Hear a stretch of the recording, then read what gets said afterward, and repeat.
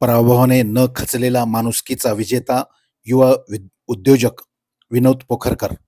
राजकारण आणि समाजकारण या एकाच नाण्याच्या दोन बाजू आहेत.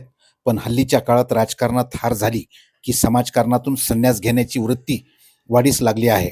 मात्र याला अपवाद ठरले आहेत अंबेजोगाईचे युवा उद्योजक विनोद सिद्धरामप्पा पोखरकर. नगर परिषद निवडणुकीत तांत्रिक पराभवाचे शल्य मनात न ठेवता जनसेवा हेच ईश्वर सेवा मानून ते पुन्हा जोमाने जनसेवेत सक्रिय झाले आहेत. जिद्द, प्रामाणिकपणा आणि व्यावसायिक ओळख. अंबेजोगाई शहरात आपल्या व्यवसायाच्या माध्यमातून विनोद पोखरकर यांनी एक विश्वासार्ह नाव कमावले आहे.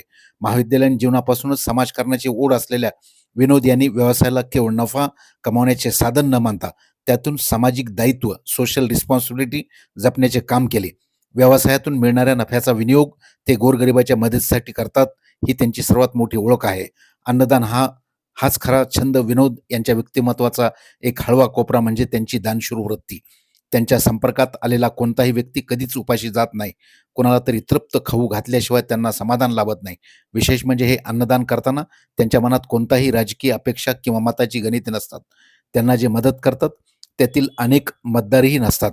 पण कोणीही उपाशी झोपू नये ही आंतरिक तळमळ त्यांना गप्प बसू देत नाही. निवडणुकीचा अनुभव आणि खंबीर मानसिकता.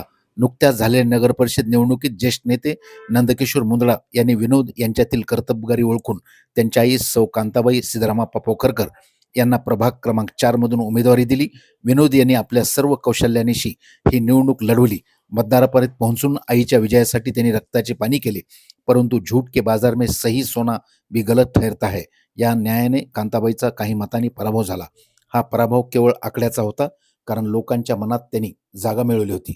वाढदिवसानिमित्त पुन्हा जनसेवेचा श्री गणेशा. आज विनोद पोखरकर यांचा वाढदिवस. पराभवामुळे पाय लावून पळण्यापेक्षा किंवा घरात बसून राहण्यापेक्षा त्यांनी पुन्हा एकदा रणांगणात उतरण्याचा निर्णय घेतला आहे. ज्या मतदारांनी त्याला साथ दिली त्यांच्या सुखदुःखात सहभागी होण्यासाठी ते आज सज्ज झाले आहेत. वाढदिवसाचे औचित्य साधून ते शहरात रस्त्यावर राहणाऱ्या निराधारांना थंडीच्या दिवसात पांघरून ब्लँकेट आणि गरजू कुटुंबांना अन्नधान्य किटचे वाटप करणार आहेत. एक लढवय्या लोकप्रतिनिधी, जनतेच्या मनातील वीरशैव लिंगायत समाज संघटनेचे मराठवाडा विभागीय अध्यक्ष म्हणून काम करताना त्यांनी कधीही कामाची लाज बाळगली नाही. मी माणूस आहे आणि मी जिंकण्यासाठीच लढणार, ही त्यांची जिद्द आजच्या तरुणासाठी प्रेरणादायी आहे. विनोद पोखरकर यांच्या या वाटचालीवरून एकच सिद्ध होते की पदे येतात आणि जातात, पण माणसाच्या हृदयातील माणुसकी आणि मदतीचा हात कायम असेल तर तो कधीच पराभूत होत नाही. अशा या इमानदार आणि कर्तव्य तत्पर तरुणास मराठवाडा दर्पण न्यूज परिवाराकडून हार्दिक वाढदिवसाच्या हार्दिक शुभेच्छा.